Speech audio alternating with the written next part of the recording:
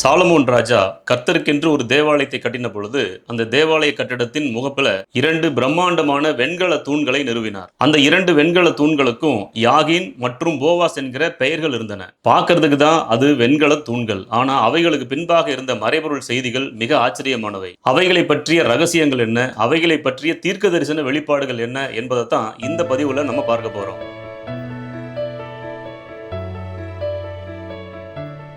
Solomon ராஜா கட்டிய எருசலேம் தேவாலயத்தின் முகப்புல, அதாவது உள் மண்டபத்துக்கு முன்பாக 2 பிரம்மாண்டமான வெண்கல தூண்கள் நிறுத்தப்பட்டிருந்தன. 1 ராஜாக்கள் 7ஆம் அதிகாரம் 21ஆம் வசனத்துல இதை பார்க்கலாம். சாதாரண கண்களோடு அவைகளை பார்த்தா கட்டிடக்கலை எவ்வளவு அழகாக செய்யப்பட்டிருக்கிறது அப்படிங்கிற செய்தி மட்டும்தான் இருக்கும். ஆனால் ஆழமான பைபிள் மறைபொருள்களை நம்ம பார்த்தோம் அப்படின்னா அந்த 2 தூண்களும் மனித வரலாற்றையும் தேவனுடைய அரசாட்சிக்கு சான்றாகவும் இருக்கிறத பார்க்க முடியும். அந்த 2 தூண்களுக்கும் 2 பெயர்கள் கொடுக்கப்பட்டிருந்ததுன்னு சொன்ன இல்லைங்களா? அந்த பெயர்கள் தேவனுடைய தன்மைகளை பிரகடனம் செய்யக்கூடிய பெயர்கள். தேவாலயத்தினுடைய வலது புறத்துல, அதாவது தெற்கு புறத்துல இருந்த அந்த தூணுக்கு பெயர் யாகின் என்பது. எபிரேய மொழியில அந்த பெயருக்கு அவர் நிலைநிறுத்துவார் என்பது அர்த்தம். இது தேவனுடைய மாறாத உடன்படிக்கையையும் விசுவாசத்தையும் குறிக்கிற ஒரு பெயராக இருக்கிறது. தேவாலயத்தினுடைய இடது புறத்துல, அதாவது வடக்கு பக்கத்துல இருந்த அந்த தூணுக்கு பேர் போவாஸ் என்பது.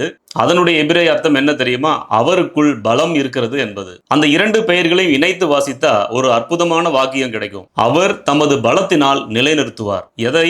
அவர் தமது உடன்படிக்கையை தமது பலத்தினால் நிலைநிறுத்துவார் என்பதுதான் அந்த 2 தூண்களுக்கு பின்னால் இருக்கிற மறைபொருளான ஒரு செய்தி. தேவாலயத்துக்குள் நுழைகிற ஒவ்வொரு இஸ்ரவேலனும் அந்த தூண்களை பார்க்கும்போது தேவனுடைய வாக்குத்தத்தத்தையும் தேவனுடைய உடன்படிக்கையையும் அதனுடைய ஸ்திரத்தன்மையும் உணர்ந்து கொண்டே உள்ளே செல்லும்படி இந்த 2 தூண்களும் வடிவமைக்கப்பட்டிருந்தன. தல்முத் மித்ராஸ் என்று அழைக்கப்படுகிற யூத ரபிக்களுடைய பாரம்பரிய விளக்கங்களின்படி இந்த தூண்கள் வெறுமனே வெண்கல அமைப்புகள் மட்டுமல்ல, அவை ஆவிக்குரிய உலகத்தினுடைய வெளிப்பாடுகளாக இருக்கின்றன. யூத தத்துவத்தின்படி வலது தூணான யாகின் என்பது தேவனுடைய இரக்கத்தையும், இடது பக்க தூணாக இருக்கிற போவாஸ் என்பது தேவனுடைய நீதியையும் வல்லமையும் குறிக்கிற தூண்களாக இருக்கின்றன. இந்த உலகம் நீடித்து நிலைத்திருக்க வேண்டும் என்றால் தேவனுடைய நீதியும் அவருடைய இரக்கமும் சமநிலையில் இருக்க வேண்டும் என்பது இதன் மூலமாக நமக்கு தெரிய வருகிற ஒரு காரியமாக இருக்கிறது. அவைகளை காட்டிலும் இன்னொரு ஆச்சரியம் இருக்கிறது.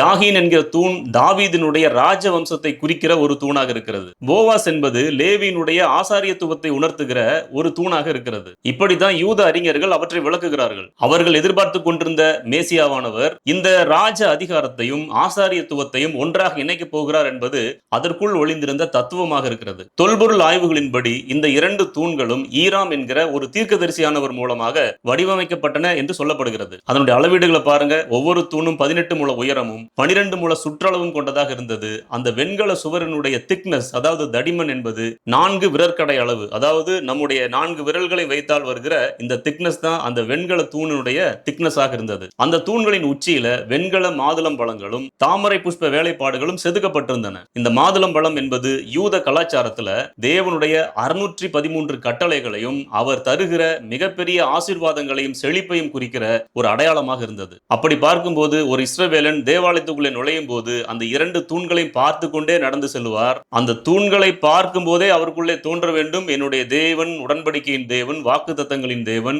அவர் தம்முடைய பலத்தினாலே தம்முடைய உடன்படிக்கையையும் வாக்குத்தத்தங்களையும் நிறைவேற செய்வார். அவருடைய கட்டளைகளுக்கு நான் கீழ்ப்படியும் போது நான் ஆசீர்வதிக்கப்பட்டவனாக இருப்பேன் என்கிற சிந்தையுடனே கூட உள்ளே நுழைய வேண்டும். தேவாலயத்துக்கு உள்ளே நுழையும் பொழுதே இந்த சிந்தனை என்றால், தேவாலயத்துக்கு உள்ளே நுழைந்து பார்க்கக்கூடிய காரியங்களுக்கு பின்னால் இருக்கிற மறைபொருள்களை எல்லாம் பார்க்கும்போது ஒரு மனிதனை தேவன் பரலோகத்துக்குள்ளே கொண்டு வந்து தம்முடைய மகிமையான சன்னிதானத்திலே நிறுத்தும் அளவும் எந்த அளவுக்கு வல்லமை உள்ளவர் என்பதை ஒவ்வொன்றும் அடையாளப்படுத்திக் கொண்டிருந்தன. கிமு 586ஆம் ஆண்டுல நேபுகாத் நேச்சார் ராஜா எருசலேமை தாக்கிய போது இந்த 2 தூண்களும் உடைக்கப்பட்டு எடுத்து செல்லப்பட்டன என்று பரிசுத்த வேதாகமும் சொல்லுகிறது. வரலாற்று ஆதாரங்களும் உண்டு. எரேமியா 52ஆம் அதிகாரம் 17ஆம் வசனம் இதை பற்றி சொல்லுகிறது. பழைய ஏற்பாட்டில் சொல்லப்பட்டிருக்கிற காரியங்கள் எல்லாம் நிழலாக இருக்கின்றன.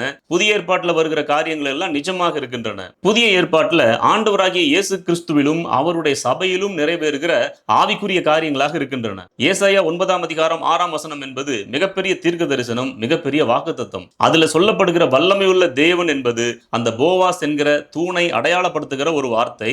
ஆண்டவராகிய இயேசு கிறிஸ்துவே வல்லமையுள்ள தேவனாக இந்த உலகத்திலே வெளிப்பட்டார். தாவீதின் சிங்காசனத்தை நிலைப்படுத்துகிறவர் என்று மேசியாவை குறித்து சொல்லப்பட்ட அந்த வாக்குத்தத்தமானது யாகின் என்கிற மற்றொரு தூணை அடையாளப்படுத்துகிற ஒரு தீர்க்க தரிசன வெளிப்பாடாக இருக்கிறது. அதுவும் ஆண்டவராகிய இயேசு கிறிஸ்து தான். அவர்தான் வல்லமையுள்ள தேவன். அவர்தான் தாவீதின் சிங்காசனத்தை நிலைப்படுத்துகிறவர். பிதாவாகிய தேவனுடைய உடன்படிக்கையை நமக்காக காக்கிறவர். இப்படி அந்த இரண்டு தூண்களுடைய பொருள்களையும் ஆண்டவராகிய இயேசு கிறிஸ்து தம்முடைய சிலுவை மரணத்தின் மூலமாகவும் உயிர்த்தெழுதலின் மூலமாகவும் இந்த பூமியிலே புதிய உடன்படிக்கையாக நிறைவேற்றினார். வெளிப்படுத்தின விசேஷம் 3ஆம் அதிகாரம் 12ஆம் வசனத்துல ஆண்டவராகிய இயேசு கிறிஸ்துவை விசுவாசித்து ஏற்றுக்கொண்ட ஒவ்வொரு புதிய உடன்படிக்கையின் விசுவாசிகளுக்கும் ஒரு மிகப்பெரிய வாக்குத்தத்தம் தீர்க்க தரிசன நிறைவேறுதலாக காத்துக் கொண்டிருக்கிறது.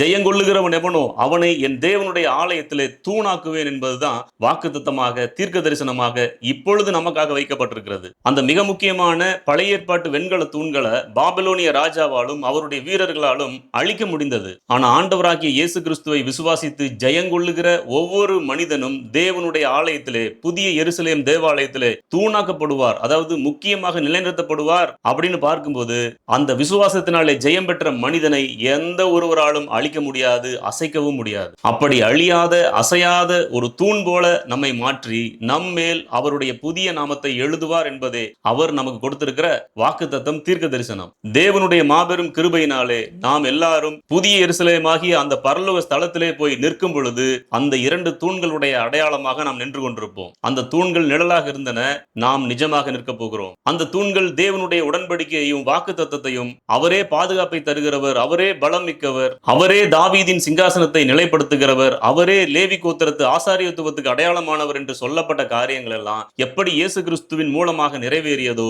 அதே போல எதிர்காலத்திலே நம் மூலமாகவும் நிறைவேற போகிறது என்பது அந்த இரண்டு தூண்கள் கொடுத்துள்ள மறைபொருள் செய்தியாக இருக்கின்றன. இந்த வார்த்தைகளின்படி தேவன் நம்மை ஜெயங்கொள்ளுகிறவர்களாக மாற்றுவாராக. இப்படிப்பட்ட வாக்குத்தத்தங்கள் தீர்க்க தரிசனங்கள் நமக்கு கொடுக்கப்பட்டிருக்கிறபடியால் ஜெயங்கொள்ளுகிறவர்களாக ஓட நம்மை ஒப்புக் கொடுப்போம். கர்த்தர் தாமே நம் ஒவ்வொருவரையும் ஆசீர்வதித்து காக்கட்டும். மீண்டும் நல்லதொரு செய்தியோடு கூட நாம் சந்திப்போம். ஆமென்.